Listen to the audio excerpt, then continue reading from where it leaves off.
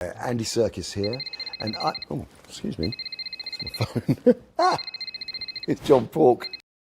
This is gonna be the best movie ever! Animal Farm 2026 was on my radar for a while. Initially, when this film was gonna be on Netflix, I didn't have much interest in it, but as more and more got revealed, I kinda got excited for it. Listen, I love slop, I love trash. I was the only person who had anything positive to say about Smurfs 2025.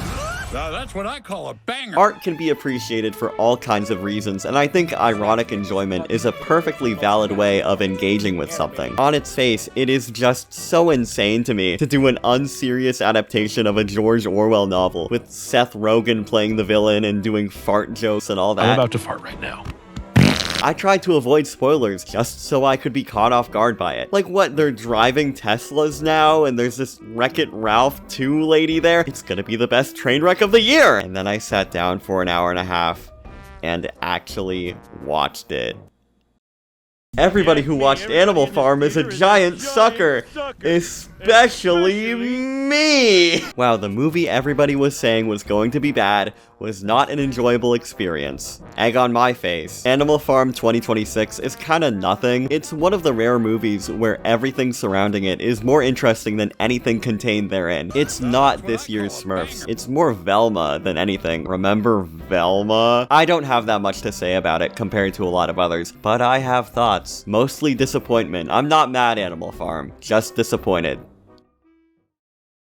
Animal Farm is a novella by George Orwell, also known for writing the book 1984. If you're an American, you've probably read either one of these in high school. It's a story about average animals on an average farm who start a revolution against humans. Once they're left to their own devices, they try to create an animal-first society, but things go awry. The pigs position themselves as leaders, with one in particular, Napoleon, slowly usurping more and more power, eventually becoming a totalitarian dictator and oppressing the rest of the animals. In the final chapter of the book, the other animals can't tell the pigs from the humans, and they're pretty much back where they started. There's not a happy ending, and not even a main character, really. You have good guys, don't get me wrong, like Boxer the horse, and Benjamin the grumpy old donkey, Snowball, Napoleon's main political opponent, who actually wants to help the rest of the animals, but gets disappeared by Napoleon's secret police. And I'm phrasing it that way, secret police and all, because that's how the book was meant to be understood. Not to get political, talking about Animal Farm, but it's always been read as an allegory for the Russian Revolution and subsequent rise of the USSR. A cautionary tale about worthwhile revolutions being co-opted by bad actors. You see, Joseph Stalin, I have portrayed you as the fat evil pig, therefore your argument is invalid. There are adaptations of the book that are more faithful than this, but I really would recommend just reading it if you want to get the story of Animal Farm. It's not that long a read. However, if you're going to watch an Animal Farm movie, the one made in the 50s is most like the book in terms of characters and plot, but I think that's sort of a detriment to it. Again, there's not really a main protagonist in the way audiences expect in a movie. It's got some nice animation, trying to ape the Disney style of the time, while having its own kind of unique choices. The design of the farmer I always thought was really striking. The more I look at Animal Farm 54 actually, it ends up looking more like a Fleischer cartoon than Disney. Also, if Wikipedia is to be believed, this version was funded in part by the CIA as a deliberate piece of anti-Soviet propaganda. Very unique piece of history. I also want to shout out the 1999 live-action version, which brings the animals to life through puppetry, CGI, and some dog with a blog style mouth animation. They bump up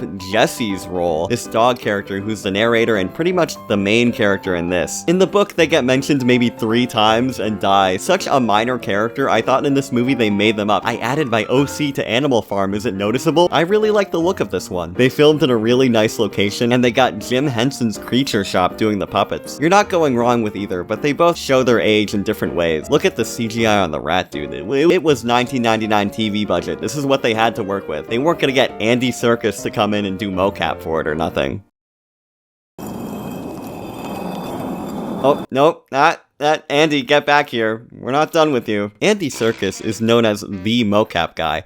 Gollum in Lord of the Rings, the 2005 King Kong, etc. But the man is more than a suit with balls on it. He's had plenty of non-mocap roles on stage and screen, plus he's a director. And a fan of the original Animal Farm. As far back as the early 2010s, he had been trying to get a new adaptation of the book off the ground, and eventually succeeded, partnering with the animation team behind Riverdance, the animated adventure.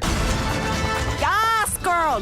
BFFs! Let's just say the movie was in good hands. Animal Farm, A Cautionary Tale, was originally slated for Netflix, but got bought out by another US distributor who brought it to theaters. Animal Farm, unlike the 1999 version, actually invents a new character to be our protagonist. This is Lucky, played by Gaten Matarazzo. Lucky is a young piglet who looks up to all the older animals on the farm: Snowball, Boxer, Benjamin, and especially Napoleon, played by...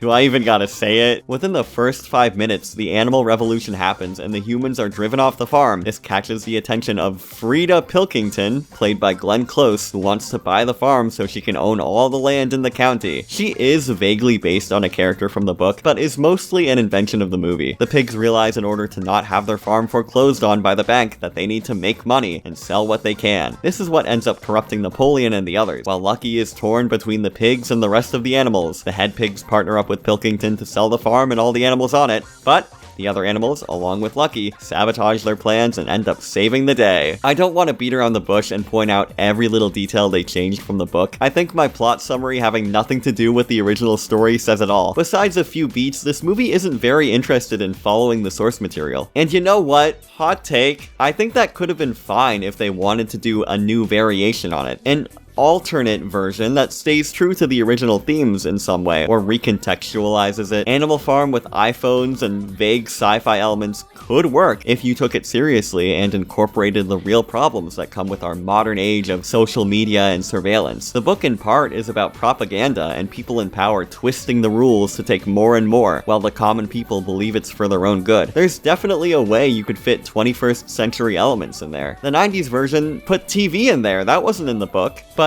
in this, it all comes off as window dressing when they don't focus on that aspect, and instead most of the changes they make are adding interpersonal character conflict with Lucky and the other pigs. He has daddy issues with Napoleon, and there's a girl love interest pig named Puff, who Lucky is nervous about talking to, and she's a rebel and sees through Napoleon's evil schemes. This is all wrong.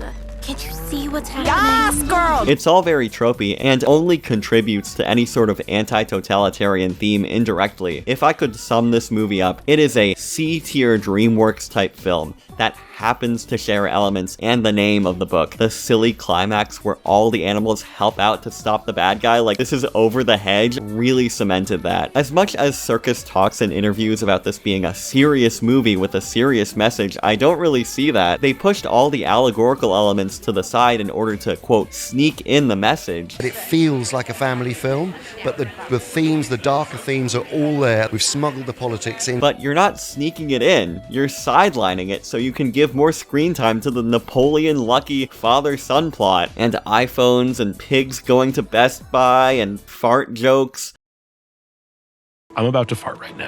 The tone of the movie doesn't match at all. Even when the 1954 movie had a happier ending than the book, the pig regime was still very imposing. Having funny Seth Rogen hamming it up as Napoleon in tandem with Kieran Culkin pig and a baby walker completely diminishes it. Last year I did a video on Zootopia where I accused it of basically being everything this movie is. Looking back, I don't think I was entirely honest with myself why I didn't like that movie. It felt kind of mid, but I don't think it's any kind of virtue signaling soulless corporate product like I implied. I think all those criticisms would very well apply to Animal Farm, however. It's softened to the point where I doubt this would leave an impression on any child the way any other version would. They can't even have the pigs refer to alcohol like in the book. They have to censor it and say naughty juice. Pretty f***ing Orwell mandate by the distributor. Oh, and who distributed this, by the way? Mormons.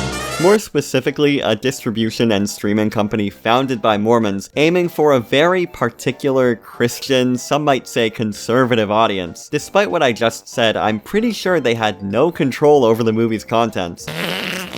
This is the sound of freedom. Unlike the CIA, of course, with their version. The movie was completed in 2024, and they picked it up later next year. Their involvement with this whole thing makes this situation even stranger. You can see their ideology creeping in with their description of the movie as the pigs consolidate control, truth is erased, dissent is crushed, and the farm descends into a ruthless dictatorship, fulfilling Orwell's warning about the dangers of communism. But one of the bigger changes made to this is the very clear anti-capitalist messaging. Like, Money is what corrupts the pigs and turns Napoleon evil. Big business is the villain here. I'm not seeing much warning about the dangers of communism. If anything, it feels very pro-communist. So I guess they just lied about the contents of the movie. Angel Studios has a very strange method of letting people, quote, pay it forward. Essentially, you donate so that other folks can get free tickets. I tried to get in for free, but these chuckle nuts ended up with my money instead, so for that reason, I need as many of you to not see this in the theater. Oh, but if you don't see this in the theater, you can't scan the QR code where it takes you to a website that tells you your opinion is wrong.